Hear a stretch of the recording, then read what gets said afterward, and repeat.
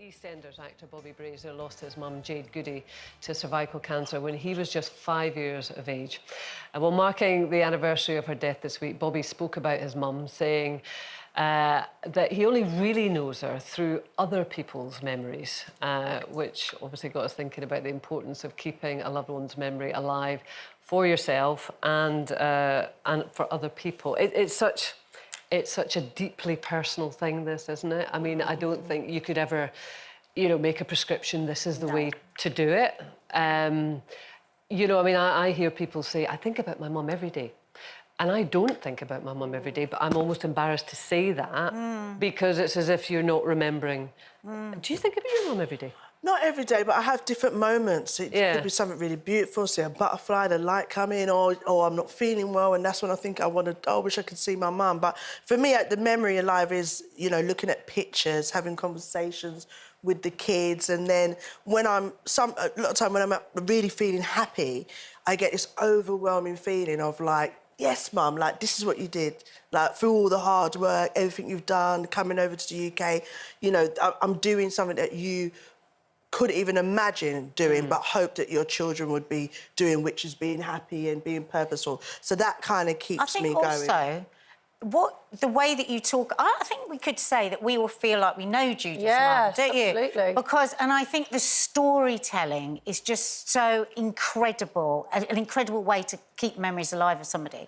And when you think about it, so often on this show, you talk about your mum. I'll send you things all the time, like, oh, do you think because would this have been like your mum? Because you're so good at painting the picture of her that we feel like we know her. And I think that's sometimes, if you're able to do that... The difficult thing about Bobby, obviously, lost his mum when he was 5. But he's getting those stories from other people, isn't he? So it's like getting the good stories about somebody else. I think that's just such a... I mean, I'm an avid videoer.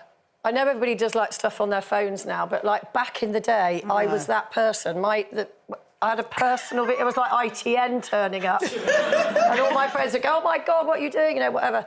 And then with the kids, when they were young, they're like, oh, stop filming us. They love it now. They watch those little movies all the time of when they were young. And I think that, when there's people that you've lost on film, it just takes you straight back to them. It's how you approach it, isn't it? I mean, you were saying, Nadia, earlier, and I think you're right. I mean, like Prince Harry has said that he found it actually overwhelming when people kept mentioning his mum all the time. Grieving for her, so it took like this grief. They would say, oh, I'm so just upset, I'm so about your mum. I think that's very hard. We have to be mindful of that. They feel that because they're taking ownership of the grief. Whereas if you come up to somebody and say, oh, I met your mum loads of times, let me tell you, she did this, blah, blah, blah. So you're giving it to them rather than you saying, I'm so upset that they have gone. You're sort of, And I think also, not being too tight about talking about somebody that's died and saying, well, just tell me, what were they like? What did they like?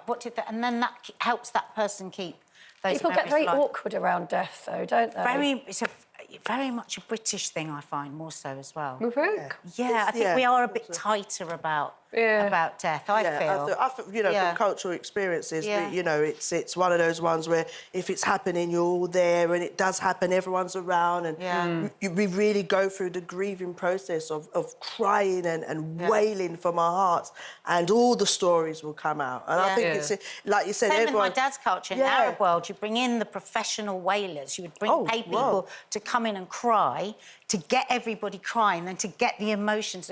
But we just get a couple aunties from the church. For free. but I think what we tend to do a bit more here is like, don't upset the person by bringing up the person that's died. And I think that can be a really I don't think it's just British, though, because, I mean, in Ireland they have a very different view of death than they will have in Scotland. And different. I mean, it really does vary from... I had a friend who lost her place. daughter in a car accident. It was awful. But she said she saw people later on when she was walking down the street, people she knew really well, crossing the street. Oh, wow. to avoid her. They don't know how to They get didn't it know what right, to say to her. Just go through allow somebody to go through the emotions that they're feeling. And I personally, from my experience, there's nothing wrong, especially you've got to think about younger children, you know, that has lost their parents. Remember the good stuff. Talk to when they do something. Say, oh my gosh, that walk you did was like your beautiful, amazing mum, your or nan your used to love doing nan used to that. You get that amazing skill from your nan or your grand, because I think that cuts the uncomfortability less. But at least, like you said, you give it to them for them to then use it and treasure it in the way that serves them best. I'm just looking at some of the comments that we've had sent in, some really lovely comments. Lily saying, I talk about my late younger brother all the time. I say I love him to his photograph all the time. We constantly chat about him in our family as well. And Emma says she's got a memory box full of stuff like her dad's keys, his wallets, his photos, his cards, and I'll never let that memory fade. I've certainly got my mum's number on my phone. Oh, and gosh, it's the first one hard. that comes up, and I'd never delete that. That's hard. Yeah. She used to phone you all the time. Yeah. Phone all the time. That's a hard Mid-thought. We are not crying today. That's a hard one. No. Well, listen, talking about families, Nadia, you and the family have done something a little bit different, haven't you? Yeah, I can't believe this. Actually, I did have to ask the tattooist, is my skin too old now? Will the needle go straight through? Because it's so thin. Because I had it with my daughter, who's 20 and got lovely, you know, lots of collagen. But yeah, so me, Mark and Maddie have all had it. I think there's a photo of it somewhere.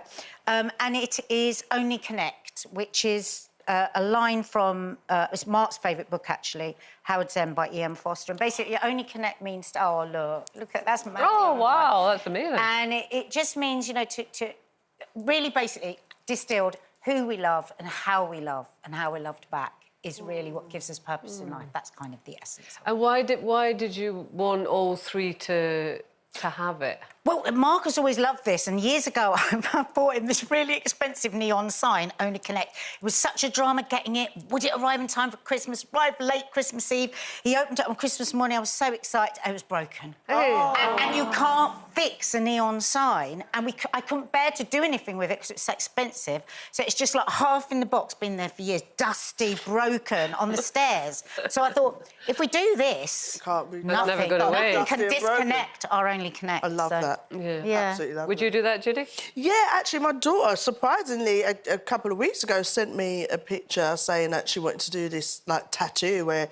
I can't remember what it says, sorry. Oh, they've got it, there it is. I think she gave me wings and she taught me how to fly. So I was like, oh, my gosh, babe, you love me. She was like, calm down, Mum, calm down. So, yeah, I've got tattoos as it is, but I think we're going to do it where Nadia's done it.